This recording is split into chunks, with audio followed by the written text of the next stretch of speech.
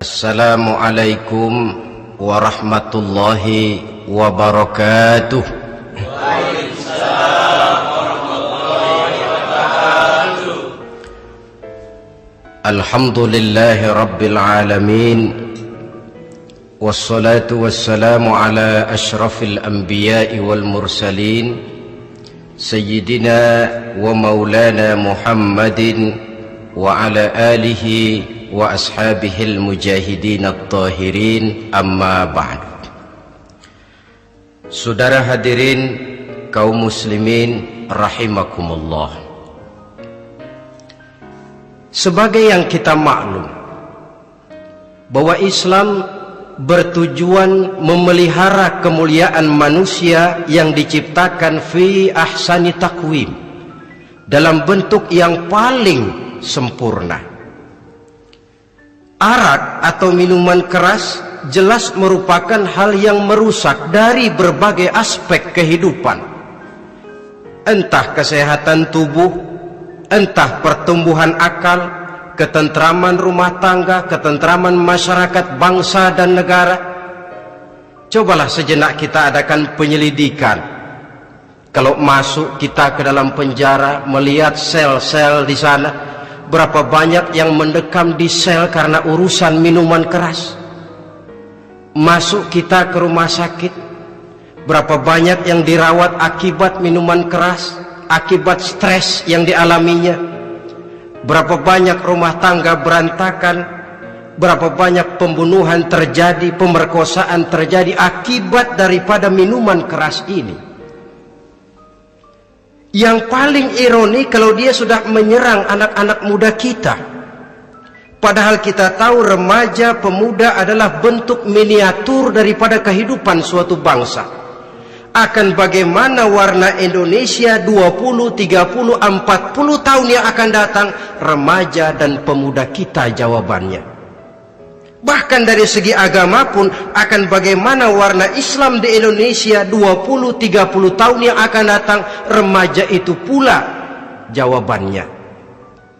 Karena itu tidak terlalu berlebihan kalau saya berkata bahwa untuk menghancurkan Islam di Indonesia ini tidak perlu menghancurkan pondok pesantren, tidak perlu menutup masjid, melarang pengajian, menyegel musola, tidak perlu. Untuk menghancurkan Islam di Indonesia cukup dengan meracuni remaja, pemuda-pemudi Islam di Indonesia. Kalau mereka sudah diracuni, dijauhkan dari agamanya, masalahnya tinggal menunggu pergantian generasi. Maka yang jadi pilot proyek jelas remaja, pemuda, termasuk dengan menanamkan pengaruh minuman keras. Ditanamkan ke tengah remaja kita ini untuk jauh dari tuntunan agama. Hei pemuda-pemuda Islam, kalau kau mau jadi pemuda modern, jangan dekat-dekat ke masjid. Masjid khusus 60 tahun ke atas. Sepertinya di depan masjid itu ada papan pengumuman masjid khusus 60 tahun ke atas. Baca Quran kolot. Seiring dengan itu lalu modernisasi diartikan dengan westernisasi. Kau tidak akan bisa jadi pemuda modern sebelum semua yang datang dari barat kau telan mentah-mentah. Kau harus bisa bergaul seperti orang barat, berumah tangga macam orang barat, makan minum seperti orang barat. Kalau nyanyi lagu barat yang orang lain gak ngerti, kamu juga gak tahu.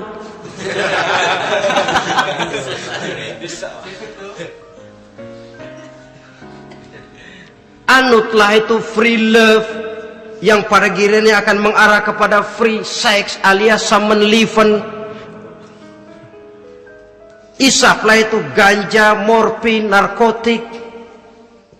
Jikalau sudah terlena kita dengan itu, maka kehancuran suatu bangsa sesungguhnya sudah dimulai. Penyakit minuman keras ini bukan cuma penyakit zaman ini.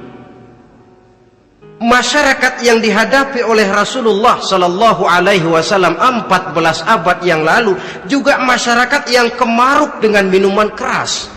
Arab jahiliyah kalau sudah minum arak mabuk, tidak cuma minum, dia mandi pakai arak. Sistem pendidikan yang disampaikan Islam bijaksana. Mula-mula diberikan gambaran bahwa arak itu walaupun ada manfaatnya tapi ada bahayanya, dan bahayanya jauh lebih besar daripada manfaatnya. Tahap kedua diberikan pesan jangan mendekati solat dalam keadaan mabuk. Padahal solat 1 hari 1 malam 5 kali, artinya makin jauh saja dia dari arak itu. Pada saat kondisi iman sudah memungkinkan, barulah turun vonis bahwa arak itu najis, perbuatan setan, jauhi. Yang ironi yang saya katakan tadi, racun mereknya madu. Kadang-kadang kita dibuai dengan iklan yang tidak mendidik.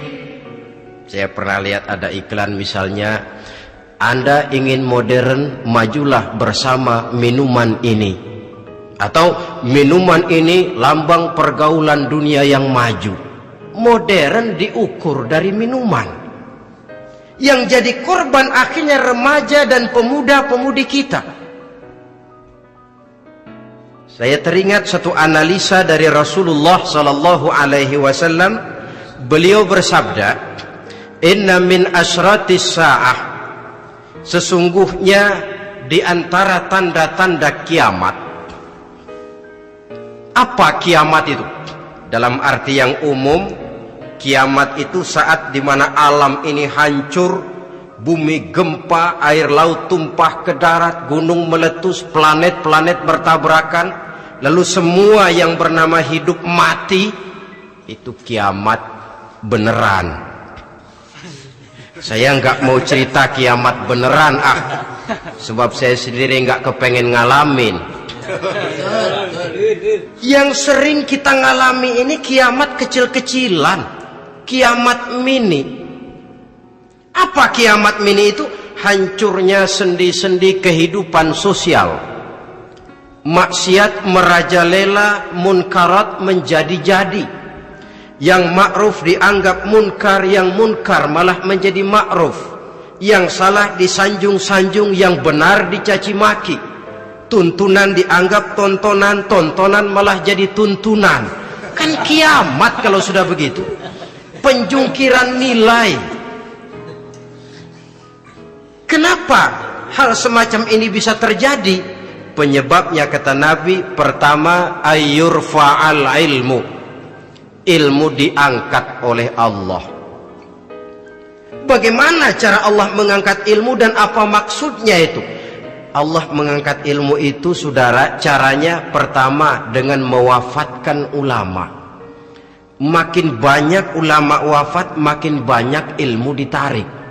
Yang kedua, kurangnya minat orang untuk belajar agama. Kalau sudah klop macam itu, artinya agama sudah disudutkan ke pojok-pojok kehidupan. Agama cuma sekedar tinggal dekorasi. Agama cuma seminar, cuma kongres, cuma muktamar. Tapi bahwa agama merupakan realita dalam kehidupan, itu tidak pernah terwujud. Kalau ulama sudah tiada, minat orang belajar agama berkurang, maka ajaran Allah tidak lagi didenungkan orang. Dikala itu, wa yudharal jahlu, akan muncullah kebodohan. Nampak kebodohan di mana-mana. Muncul permissive society, masyarakat yang merasa boleh hidup dengan kaidah serba boleh. Tidak ada halal, tidak ada haram. Tidak ada hak, tidak ada batil, semuanya serba boleh. Kalau sudah begitu kondisi masyarakat, terjadilah apa yang dianalisa oleh Nabi. Dikala itu wayab suazina, zina dikerjakan berterang-terangan. Orang sudah tidak punya malu. Hidupnya sudah pakai prinsip punya kuping, kuping kebo. Punya muka, muka tembok. Punya kulit, kulit badak.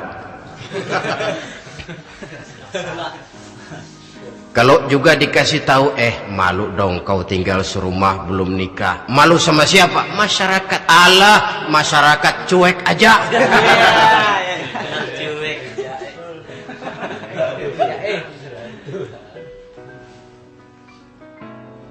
Bukankah realita kalau kita ikuti surat-surat kabar, berapa banyak sudah gadis-gadis bergelimpangan jadi korban, berapa banyak bayi-bayi yang lahir ke alam ini tanpa harus tahu kemana dia mesti manggil bapak, yang akhirnya mengalami ketrakisan, dimasukkan ke dalam kantong plastik, dibuang ke tempat sampah. Kalau itu sudah terwujud, muncul efek negatif yang kedua, wa yushrabal khamr, arak, minuman keras jadi kebanggaan. Anak muda belum nyohor kalau belum bisa mabuk. Yang nggak mabuk dianggap kolot, kampungan loh. Bikin malu baru kena segelas saja udah miring, cengeng. Temen kita no hebat sampai nyungsep di got. Yang nyungsep hebat. Ya kalau cuma yang hancur kehidupan pribadi, tapi kalau sudah menyangkut masa depan, yang berarti masa depan suatu generasi adalah merupakan masa depan daripada suatu bangsa.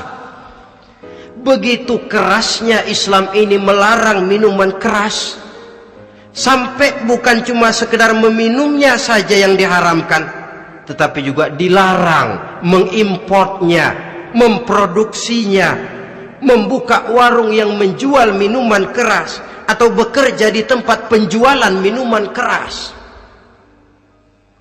Ada juga yang nyerempet-nyerempet, Pak, kalau sedikit kan nggak apa-apa, nggak mabuk ini. Nah, saya ingatkan hadis Nabi diriwayatkan oleh Imam Ahmad, Abu Daud dan Turmuzi.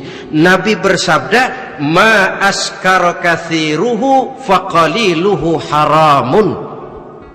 Apa yang banyaknya menyebabkan mabuk, sedikitnya pun tetap haram hukumnya.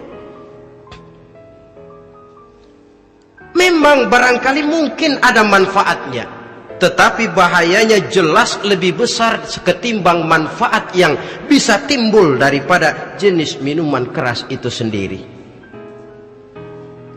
Dalam hadis lain Nabi pesankan, man kana yu'minu billahi wal yawmil akhir fala yaq'udu ala ma'idatin taduru 'alaiha al-khamru.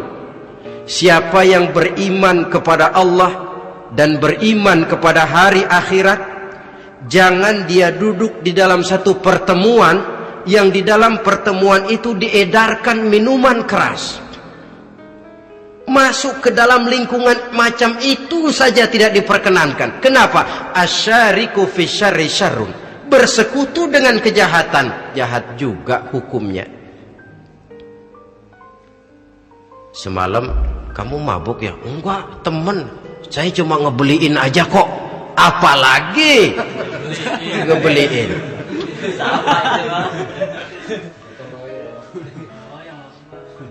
Sebab apa? Dalam keadaan mabuk, orang tidak lagi bisa berpikir secara logik.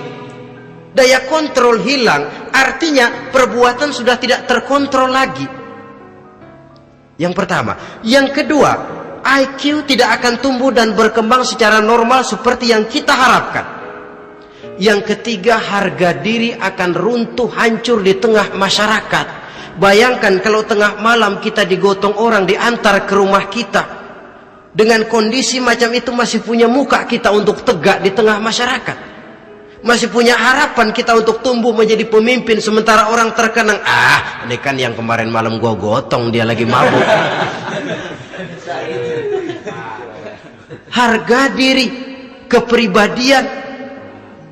Jangan lupa saudara, kita hidup di tengah masyarakat.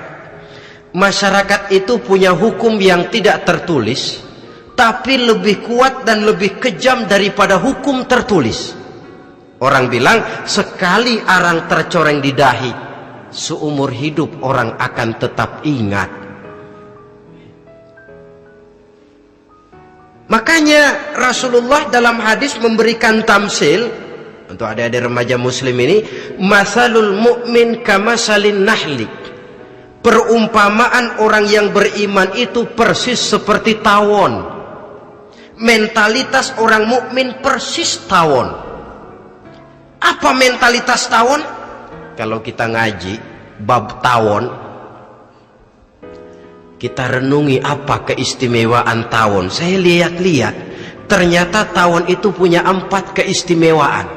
Pertama, tawon itu yang dihisap selalu saripati bunga. Bagus makanannya. Belum pernah tawon keliru makan. Saya belum pernah dengar kok ada tawon makan tahu.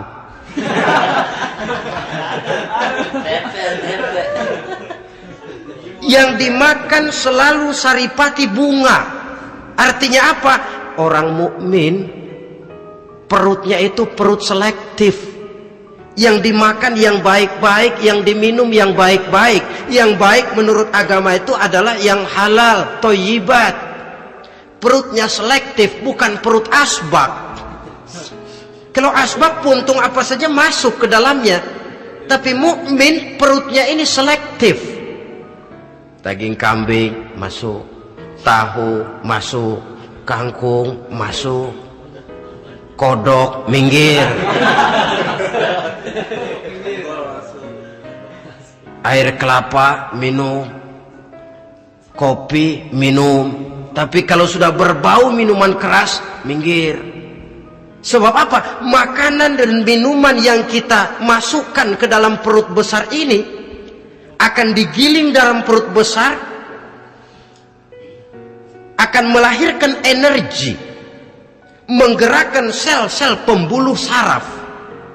Kalau makanan dan minuman itu terdiri dari yang haram, energi yang ditimbulkan olehnya energi yang haram, mempengaruhi sel-sel pembuluh saraf. Orang akan cenderung berpikir yang haram kalau terlalu sering memakan makanan haram.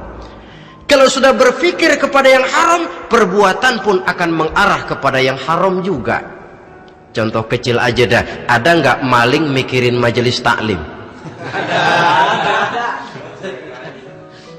Karena yang dimakan lebih banyak yang haram, yang dipikir paling-paling nanti malam rumah siapa lagi nih ya? Sudah mengarah ke sana.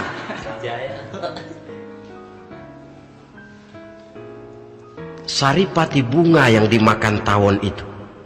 Lalu tawon yang kedua saya lihat yang dikeluarkan selalu madu. Artinya apa? Orang mukmin itu kalau dia berkata, perkataannya mengenakan orang. Kalau dia berbuat, perbuatannya membawa manfaat bagi orang. Kalau kakinya melangkah tentu ke tempat yang ada gunanya. Yang dikeluarkan madu, bukan racun. Indah tawon itu. Yang ketiga, tawon saya lihat kemanapun dia hinggap tidak ada dahan patah. Artinya apa?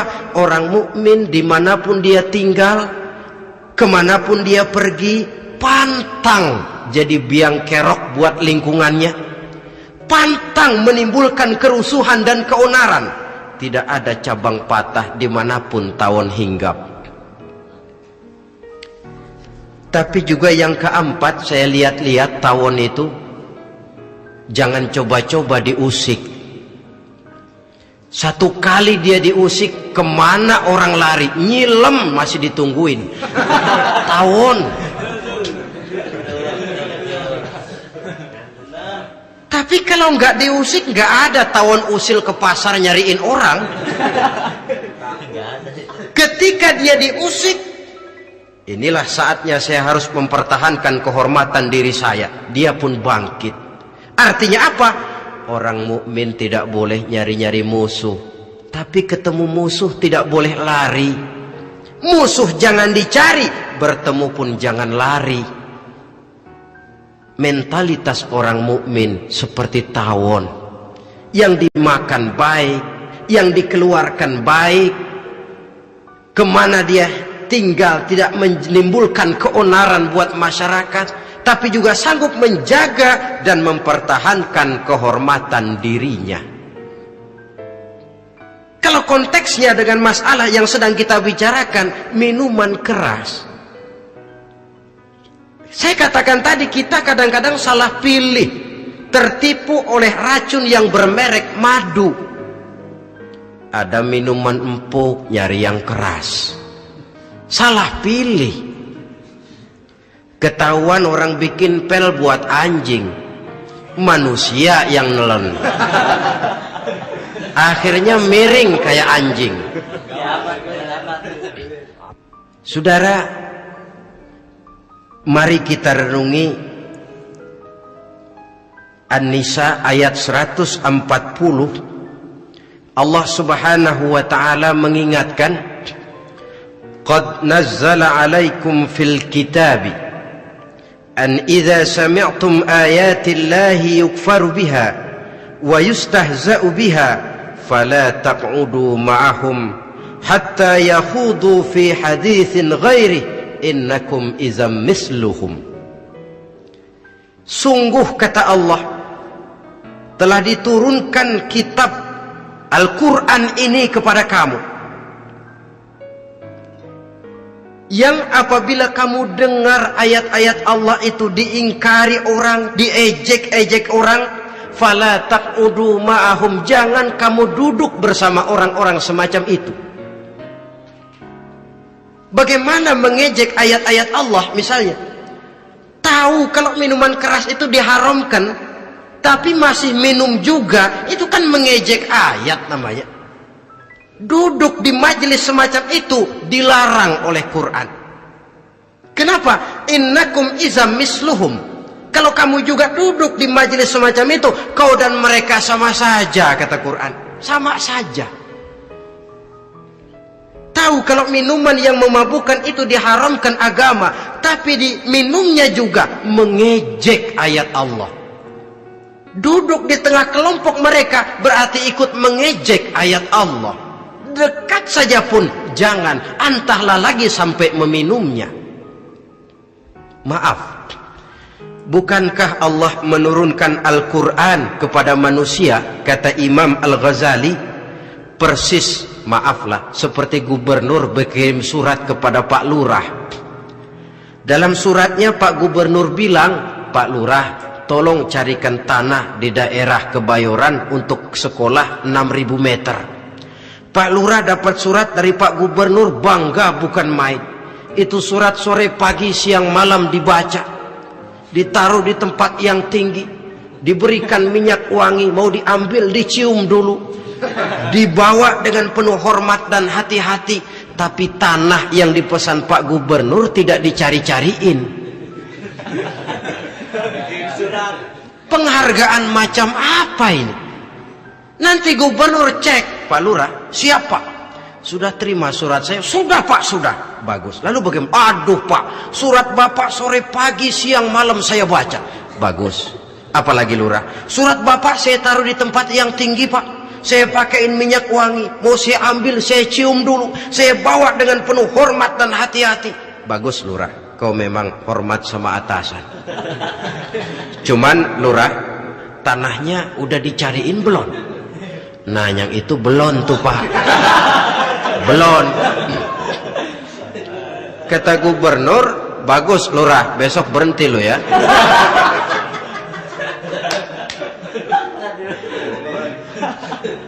Membacanya memang penting, al-muta'abbad bitilawatihi, beribadah dari sebab membacanya. Tapi setelah kita baca, kita tahu isinya, what next?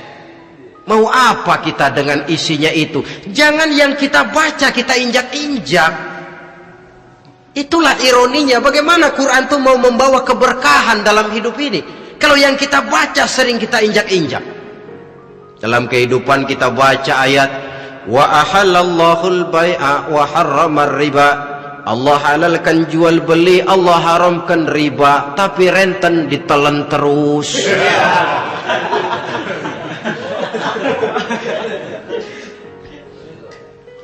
Kita baca ayat, wa'tasimu bihablillahi jami'an wa la tafarraqu. Berpegang teguhlah kamu kepada tali Allah, jangan bercerai-berai. Tapi sesama muslim pelotot-pelototan jalan terus. Janganlah yang sesama muslim kadang-kadang yang mengklaim dirinya sebagai pemimpin Islam kelihatannya juga sikut-sikutan jalan terus.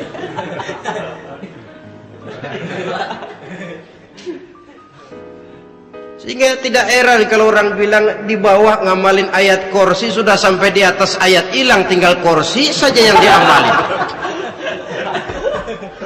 Ironi dan menyedihkan. Perjalanan panjang memang saatnya kita menunggal dengan Al-Quran ini. Tetapi prosesnya memang harus kita mulai dari sekarang.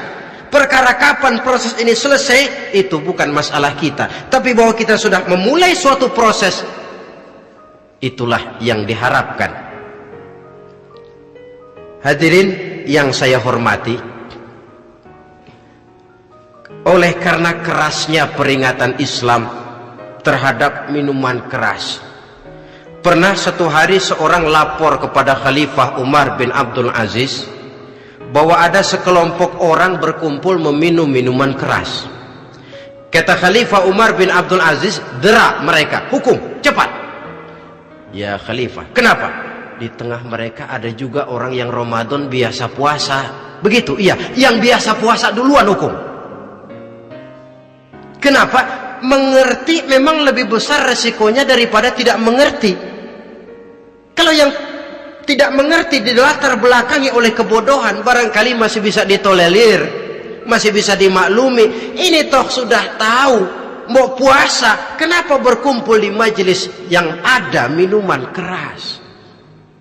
Tapi memang kelompok ini kan memang selalu ada.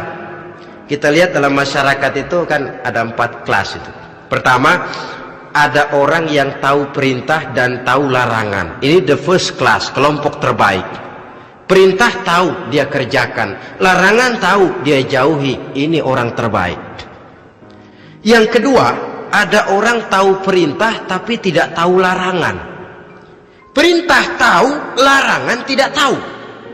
Sholat mau, puasa mau, zakat fitrah bayar, nyolong mau, mabuk ayo. Perintah tahu tapi larangan tidak tahu, akhirnya semua dikerjain. Barangkali yang rada bingung malaikat bagaimana nyatatnya ini, kotor absen. Gelas yang ada di hadapan saya ini, kalau semua diisi air putih macam ini, kan jelas bisa diminum orang. Kalau semua diisi bensin, jelas bisa diminum motor. Tapi kalau separuh diisi air putih, separuh diisi bensin, kacau. Kalau gelas yang ada di hadapan saya ini sepenuhnya diisi air putih, jelas bisa diminum orang. Kalau sepenuhnya diisi bensin, juga jelas bisa diminum motor. Yang repot kalau separuh diisi air putih, separuh diisi bensin, kacau statusnya. Orang minum mabuk, motor minum pun mogok. Dijual juga tidak laku barang campuran. Inilah makna pernyataan Allah, wala talbisul haqqa bil batil. Jangan kamu campur adukan antara yang hak dan yang batil. Perintah dikerjakan, larangan pun dikerjakan juga. Kelompok ketiga, ada pula manusia yang tahu larangan tapi tidak tahu perintah. Larangan tahu tapi perintah tidak tahu. Jahat sama tetangga tidak, mencuri tidak, mabuk tidak, zina tidak, sholat tidak, puasa tidak, polos, semua serba tidak. Dan yang terakhir, kelompok keempat, perintah tidak tahu, larangan pun tidak tahu. Ini masuk kelompok makhluk gratis. Misalnya kambing, ayam, kerbau, itu kan makhluk-makhluk yang memang perintah tidak tahu, pun larangan juga tidak tahu. Nah, dalam hubungannya dengan ini, saya mengajak, marilah kita berusaha sekuat mungkin menjauhkan diri dari minuman keras yang jelas bahayanya dengan hidup tidak jauh dari bimbingan agama. Hadirin kaum muslimin rahimakumullah. Kawan seiring dan sejalan dari minuman keras judi namanya. Saudara kembar barangkali. Yang satu sering menimbulkan yang lain, tetapi bukan tak jarang keduanya berjalan berdampingan. Posisi judi dan arak ini dalam Quran sama bahayanya. Apa sebab? Mentalitas judi adalah mentalitas sirkeless, lingkaran setan. Artinya yang menang biasanya ketagihan, yang kalah biasanya penasaran. Ini yang menyebabkan orang tidak mau berhenti. Kalau dia menang, dia ingin mencoba untuk menang dalam jumlah yang jauh lebih besar lagi. Kalau dia kalah, dia penasaran, kenapa hari ini kalah? Ah, barangkali sial, besok malam saya tebus. Mental semacam ini memang sulit untuk berhenti. Kenapa judi diharamkan dalam Islam? Pertama, seorang muslim di dalam berusaha mencari harta, dia harus mengikuti sunnatullah. Kata kita orang muslim, hukum alam kata orang sekarang, natural of law bahasa kerennya. Berusaha menurut hukum kausal, memasuki rumah dari pintunya, menunggu suatu akibat dari sebab yang kita lakukan, bahwa kalau begini mesti begitu. Karena kita memang terikat oleh permainan yang disebut hukum alam ini. Hidup bukan undian, jangan mengharap untung besar tanpa mau peras keringat. Satu pagi Khalifah Umar bin Khattab radhiyallahu an masuk ke masjid. Beliau lihat ada orang sedang berdoa khusyuk betul.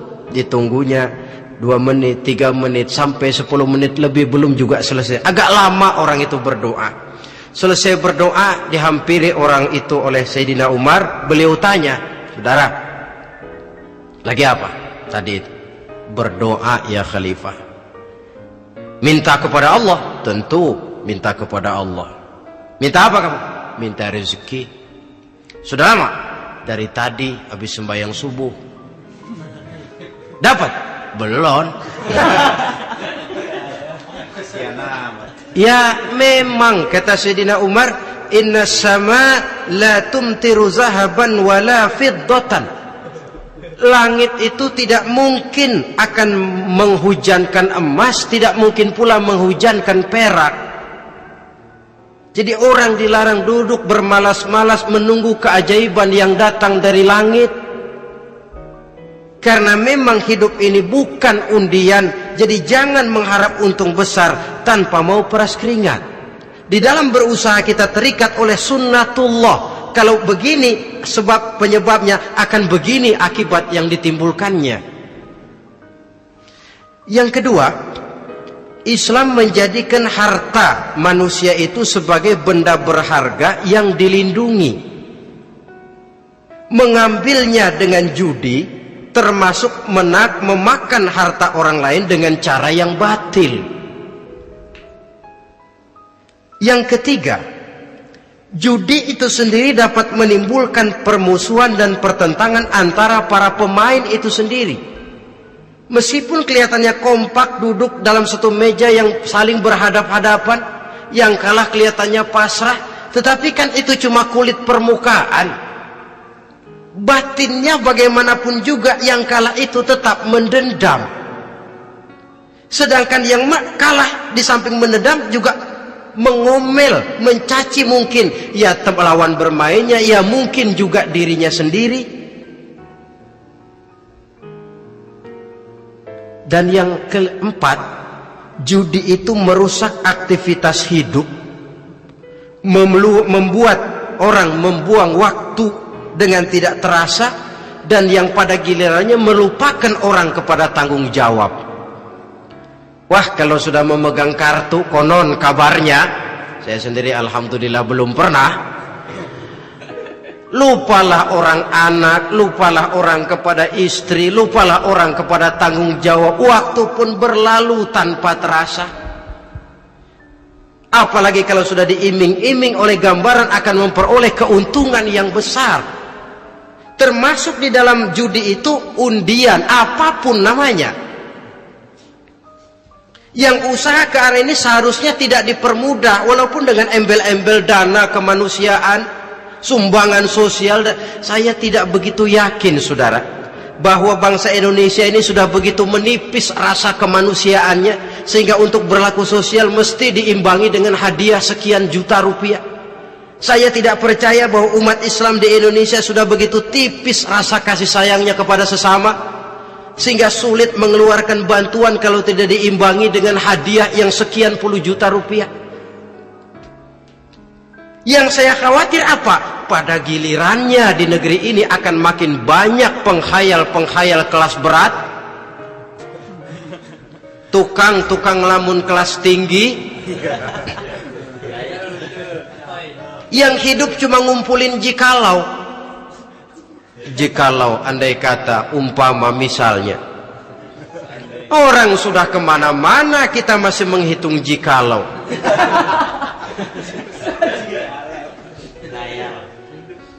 Orang boleh saja mengharap burung terbang tinggi, tapi punai di tangan jangan dulu dilepas. Artinya idealisme silahkan terbang setinggi langit, tapi kaki harus tetap berpijak di alam realita. Bahwa memang lebih baik makan singkong dalam kenyataan daripada makan roti tapi ngimpi.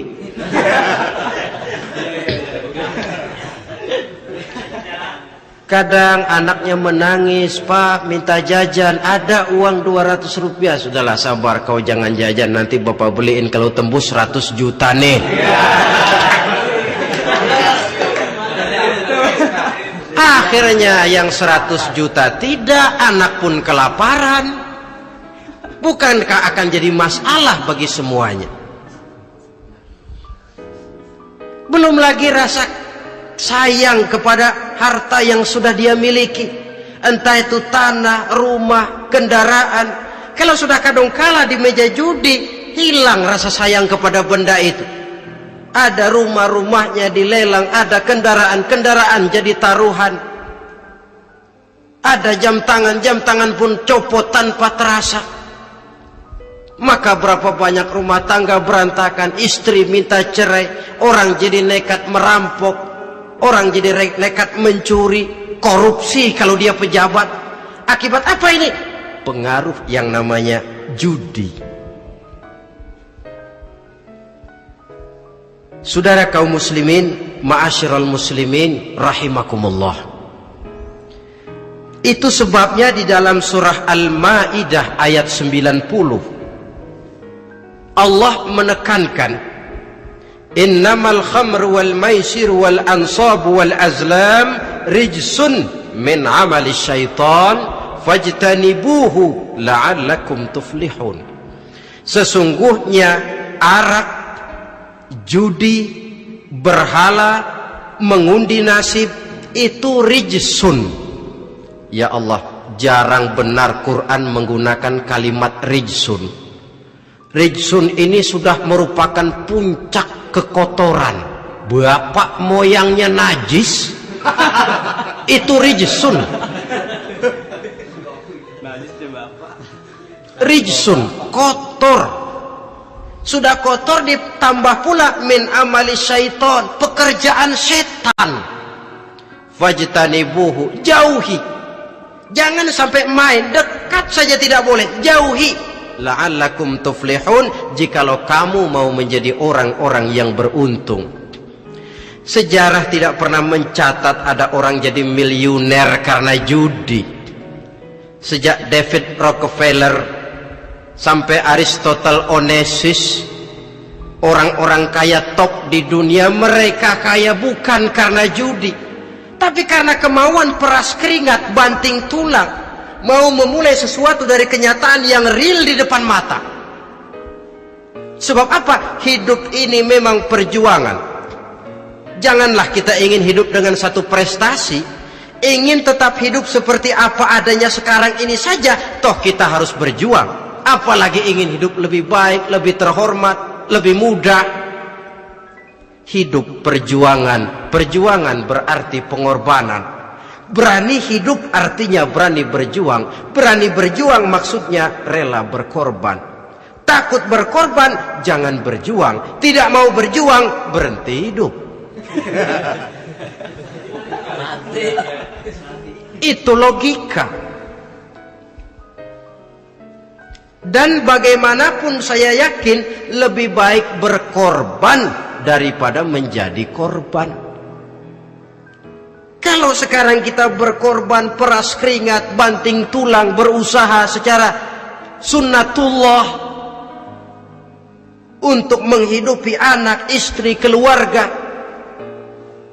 pada satu saat kita tidak akan menjadi korban kebrutalan anak-anak kita sendiri kalau mereka dibesarkan dan tumbuh berkembang oleh hasil yang diperoleh dari meja judi. Ayat 91 Al-Maidah ini lebih memperkuat lagi. Kalau itu arak, judi, berhala, mengundi nasib adalah perbuatan setan, sebenarnya setan mau apa sih?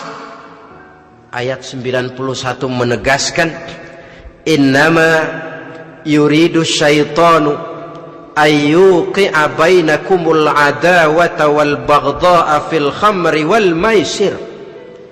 Yang dimaui setan itu tidak lain supaya dengan arak dan dengan judi timbul rasa permusuhan, sikap memusuhi, saling marah di antara kamu. Coba, biasanya dalam meja judi sudah loyo, waktu juga sudah berlarut-larut.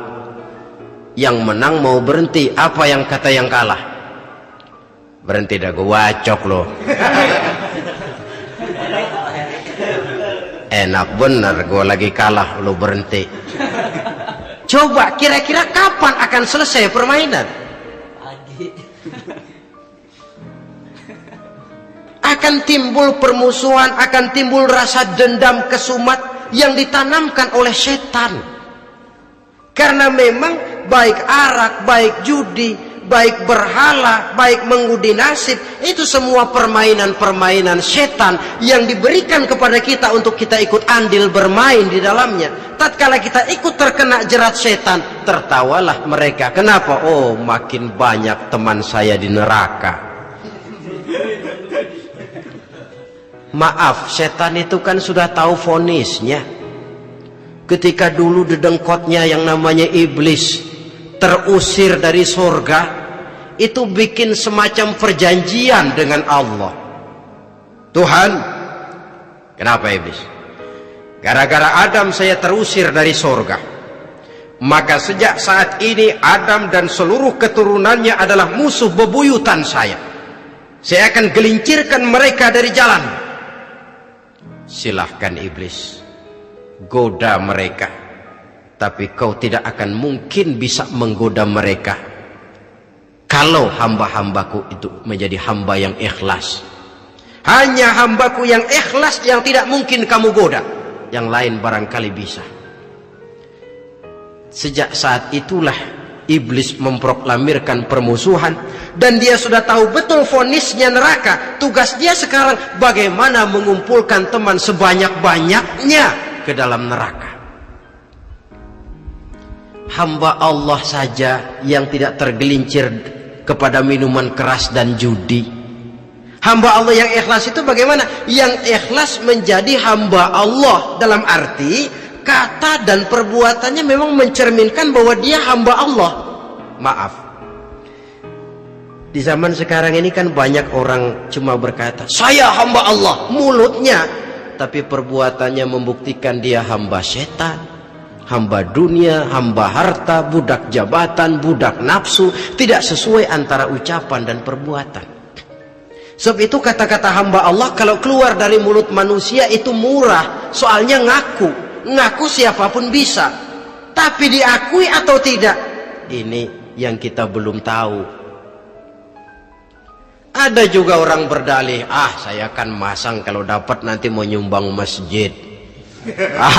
Barangkali aja kalau nyumbang masjid disoriin dikit sama Tuhan.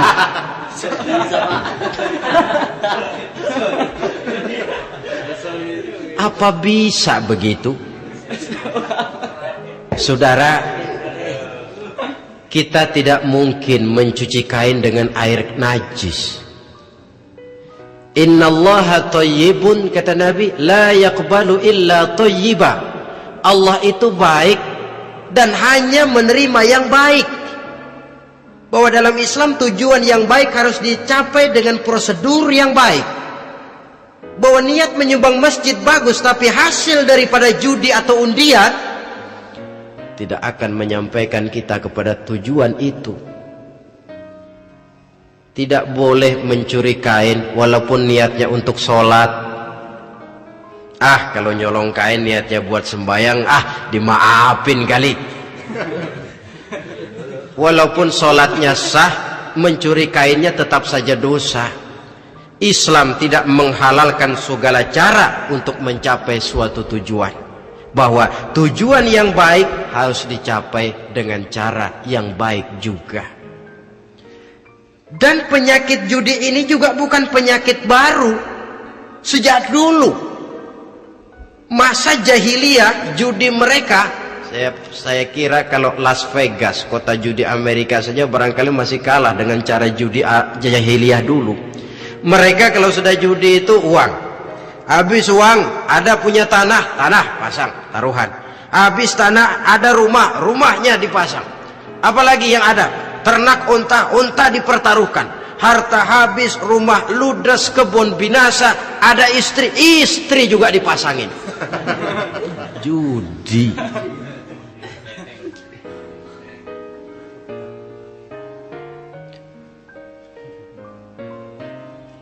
Kita sebagai muslim, oleh Al-Quran dijelaskan orang yang mempunyai dua tujuan hidup.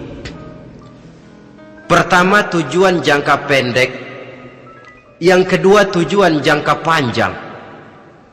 Tujuan jangka pendek, dunia dan seluruh isinya.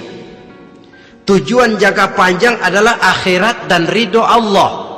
Ini yang terpantul dalam doa setiap kita. Rabbana atina fid dunya hasanah wa fil akhirati hasanah. Tercapai tujuan jangka pendek fid dunya hasanah, dan tujuan jangka panjang wa fil akhirati hasanah. Untuk mencapai tujuan jangka pendek, merangkul dunia dan seluruh isinya, apa yang jadi modal utama? Pertama, pendidikan.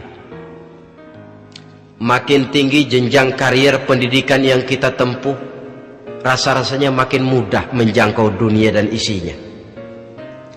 Yang kedua, pengalaman, tenaga expert masih tetap diperlukan.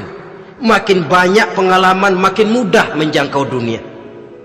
Yang ketiga, dan ini ada tapi tidak bisa dijadikan pegangan, faktor nasib, faktor kebetulan. Ada, tapi tidak bisa dijadikan pegangan mutlak. Pendidikan, pengalaman, ingin menjangkau fid dunya hasanah, ini modal utama. Lalu untuk mencapai fil akhirati hasanah, prestasi ibadah. Bagaimanapun tinggi pangkat dan jabatan kita, bagaimanapun banyak gelar kita sandang, tanpa prestasi ibadah, nol besar kita dalam pandangan Allah. Itu sebabnya kita sholat. Jadi tidak beralasan kalau orang ditanya, kenapa sih kamu nggak sholat? Tetangga saya sholat melarat terus. Memang sholat itu bukan untuk mencari uang kok. Kalau ada orang yang rajin sholat, rezekinya kelihatan lancar, itu cuma sekedar persekot. Uang muka, cashnya tetap di akhirat nanti. Efeknya apa? Karena kita punya tujuan jangka panjang, mengharap ridho Allah di akhirat, cara kita mencapai tujuan jangka pendek dibatasi oleh pertanyaan, Allah ridho apa enggak? Kita cari uang, tapi pertanyaan pokok, Allah ridho enggak cara ini? Kita mengejar kedudukan, tapi Allah ridho enggak dengan cara ini?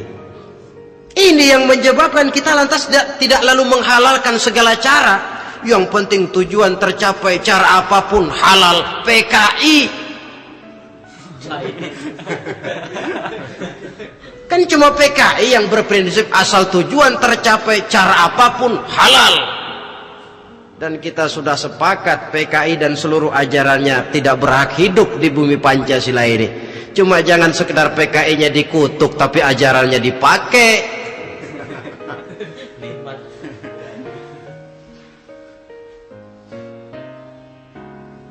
Nah, untuk mencapai dua tujuan ini, Islam mengajarkan sistem keseimbangan. Sehingga Nabi sabdakan, "I'mal lidunyaka ka'annaka ta'ishu abada, wa'mal li akhiratika ka'annaka tamutu ghada." Bekerjalah buat duniamu seolah-olah kau akan hidup untuk selamanya, tetapi bekerjalah untuk akhiratmu seolah-olah kau akan mati besok.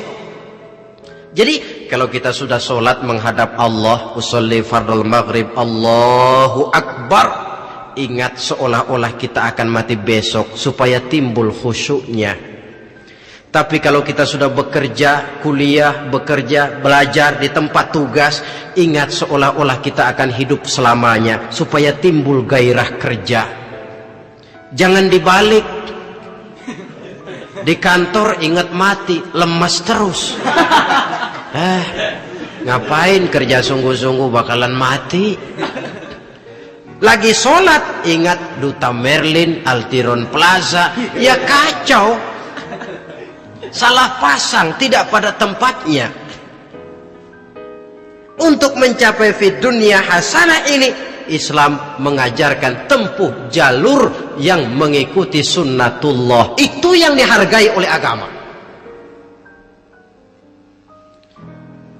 Terikat oleh hukum kausal bahwa kalau ini yang saya usahakan hasilnya akan begini. Perkara nanti hasil tidak seperti yang kita harapkan, baik sangkalah kita kepada Allah. Sebab kita tidak tahu rahasia apa di belakang itu. Kadang orang mengeluh, habis saya rajin sholat tapi rezeki seret, berhenti aja dah. Kita tidak tahu rahasia di belakang itu. Pernah hadirin, satu hari seorang petani, dia selesai bekerja di ladang, istirahat. Dia tidur di bawah sebuah pohon beringin. Di sebelah pohon beringin itu ada pohon labu. Dia berpikir, kalau saya lihat-lihat Tuhan nggak adil katanya. Masa pohon beringin pohonnya besar, buahnya kecil. Pohon labu pohonnya kecil, buahnya gede. Tuhan bukan arsitek ulung ini.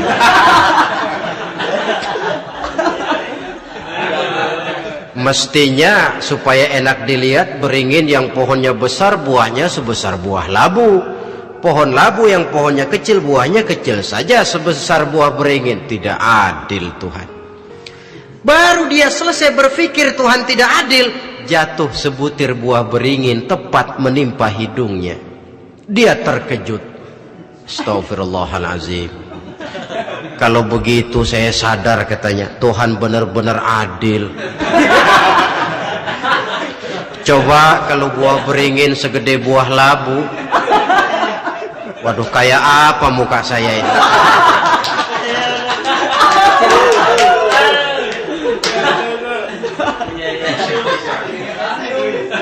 Baru terbuka pandangan matanya setelah berhadapan dengan kenyataan. Baru keluar respek. Allah benar-benar adil. Padahal semenit yang lalu dia masih berkata, Tuhan bukan arsitek ulung. Tapi semenit kemudian setelah berhadapan dengan kenyataan yang real dia hadapi, wah Allah benar-benar adil.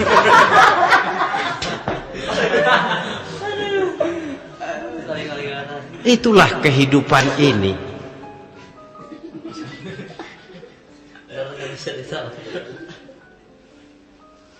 Saudara hadirin yang saya hormati, karena itu baik arak, baik judi, dua-duanya merupakan bahaya laten yang tidak hanya mengancam kehidupan agama, tetapi juga masyarakat, bangsa dan negara, apalagi kalau sudah jatuh kepada generasi penerus. Dan yang bagaimanapun juga saya berpikir sebenarnya remaja, pemuda, pemudi kita cuma korban dari suatu sistem. Sebab ini merupakan tanggung jawab bersama. Ulama mubalik macam saya paling wewenangnya cuma ngomong. Yang punya SK untuk memberhentikan pabrik minuman keras itu kan Menteri Perindustrian. Tangan-tangan eksekutif. Sehingga kalau Nabi katakan man ra'a minkum munkaran falyughayyir biyadihi wa illam yastati' fa bilisanihi wa illam yastati' fa biqalbihi. Apabila salah seorang kamu melihat suatu kemunkaran, termasuk minuman keras dan judi di dalamnya, rubah itu. Dengan cara apa? Kalau kau mampu dengan tangan, artinya power, kekuatan. Kalau dengan tangan tidak mampu, wah ini orang kalau gue pukul gue yang melintir nih. Umpamanya fabilisani, dengan lidah ngomong. Mas, saya senang sampean tinggal di sini, kampung kami tambah warga, tapi tolonglah jangan bawa pengaruh yang tidak baik. Kalau ternyata bicara pun tidak berani, fabiqalbi, cukup dalam hati, sekurang-kurangnya tidak ikut membenci kemungkaran dalam hati, itulah kadar iman yang paling lemah.